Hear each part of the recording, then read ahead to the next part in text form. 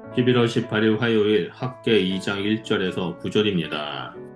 학계서 2장은 성전 재건이 시작된 후 약 한 달 후 지난 시점에 주어진 말씀입니다. 백성들은 성전 재건의 첫 삽을 떴을 때 열정과 감격으로 가득했습니다. 그러나 시간이 지나며 그들의 눈에 보이는 현실은 기대와 달랐습니다. 새로 세워지는 성전은 예전 솔로몬 성전에 비해 너무나 초라하고 작아 보였고 백성의 마음은 점점 낙심으로 가라앉았습니다. 사람들 사이에서는 이것이 전의 영광과 비교할 때 무엇이냐라는 탄식이 퍼졌습니다. 하나님은 그들의 마음을 아셨습니다. 그들의 낙심은 믿음이 없어서가 아니라 비교와 현실의 무게 속에서 오는 인간적인 좌절이었습니다. 그래서 하나님은 책망이 아니라 위로로 다가오셨습니다. 하나님은 단순히 힘을 내라라는 격려로 끝내지 않으시고 영광이 다시 임할 것이라는 약속으로 그들의 믿음을 붙드셨습니다. 이 말씀은 오늘을 살아가는 우리에게도 동일한 메시지를 전합니다. 세상의 기준으로는 초라해 보이는 삶이라 할지라도 하나님이 함께 하실 때 그곳에는 이전보다 더 큰 영광이 임한다는 사실입니다. 본문을 살펴보면 1절에서 3절에 낙심한 자들을 향한 하나님의 위로가 나옵니다. 이스라엘 백성은 포로에서 돌아오는 오랜 기다림 끝에 성전 재건을 시작했지만 기대와 달리 현실은 너무나 척박했습니다. 자재는 부족했고 마음에는 옛 솔로몬 성전의 화려함에 대한 그리움이 남아 있었습니다. 과거의 영광과 현재의 초라함을 비교할수록 그들의 손은 느려지고 마음은 무거워졌습니다. 이 성전이 전의 영광과 비교할 때 무엇이냐라는 말 속에는 단순한 건축의 비교가 아니라 하나님이 정말 우리와 함께 하실까라는 믿음의 흔들림이 담겨 있었습니다. 그러나 하나님은 그들의 낙심을 외면하지 않으셨습니다. 그들의 한숨과 눈물을 아시고 학계를 통해 말씀하셨습니다. 하나님은 그들의 손을 붙들며 위로하십니다. 낙심은 죄가 아니라 회복의 시작점이 될 수 있습니다. 중요한 것은 그 낙심 속에서 하나님의 음성을 듣는 것입니다. 하나님은 백성의 시선을 과거의 영광이 아니라 미래의 약속으로 돌리셨습니다. 하나님이 함께 하실 때 외형이 초라해도 그 자리는 영광의 시작점이 됩니다. 둘째로 4절에서 5절에 내가 너희와 함께하노라 라는 임재의 약속입니다.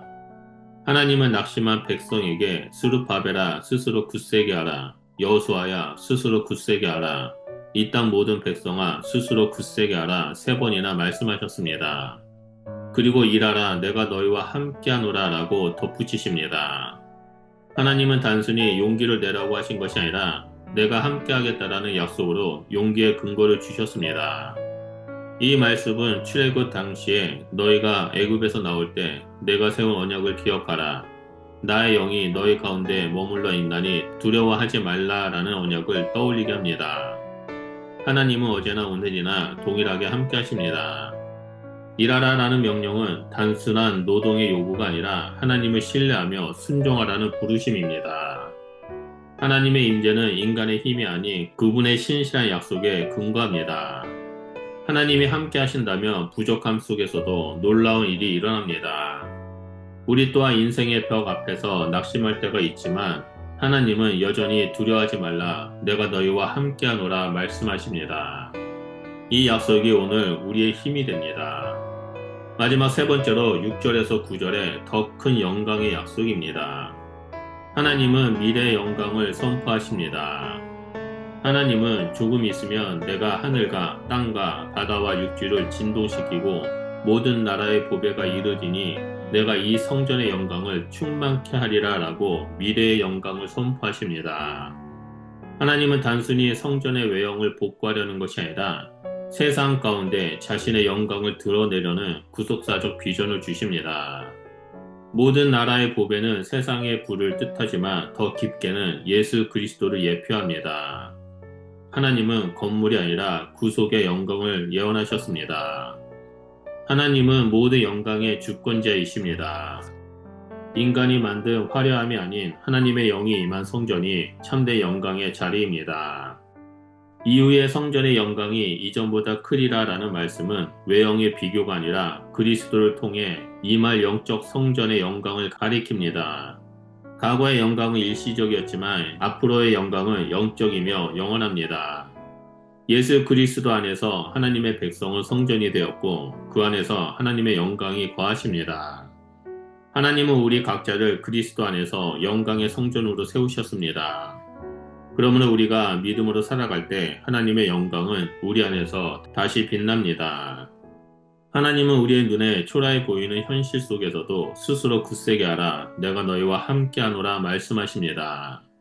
진정한 영광은 화려함이나 외적인 성공에 있지 않습니다. 곧 영광의 자리입니다. 우리가 신앙의 자리에서 낙심하지 않고 하나님께 순종하며 나아갈 때 그분은 우리의 연약함을 통해 자신의 영광을 드러내십니다. 오늘날 교회가 세상 기준으로 작고 보잘것없어 보여도 하나님이 함께 하신다면 그곳은 이전보다 더 큰 영광의 성전입니다. 우리의 가정, 교회, 삶의 터전이 하나님의 임재로 충만할 때 우리는 이미 영광의 회복을 경험하고 있는 것입니다. 그러므로 더 이상 낙심의 자리에 머물지 않기를 예수 그리스도 이름으로 축복합니다. 하나님이 함께 하십니다. 하나님의 영광은 반드시 우리에게 임할 것입니다. 기도하겠습니다. 우리와 늘 함께 하시는 주님, 낙심과 비교 속에 살아가는 우리의 마음을 주님 앞에 드립니다. 외적인 화려함이 아니라 주님의 임재가 진정한 영광임을 고백합니다. 우리가 부족하고 연약할지라도 하나님이 함께 하신다면 그 자리가 가장 복된 곳임을 믿음으로 선포합니다. 또한 우리의 삶 속에서 이전보다 더 큰 영광을 이루실 하나님을 찬양합니다. 그러므로 오늘도 하나님의 임재 속에서 담대히 일어나 하나님의 일을 감당하는 저희들이 될 수 있도록 늘 함께하여 주시옵소서. 예수님 이름으로 기도드립니다. 아멘.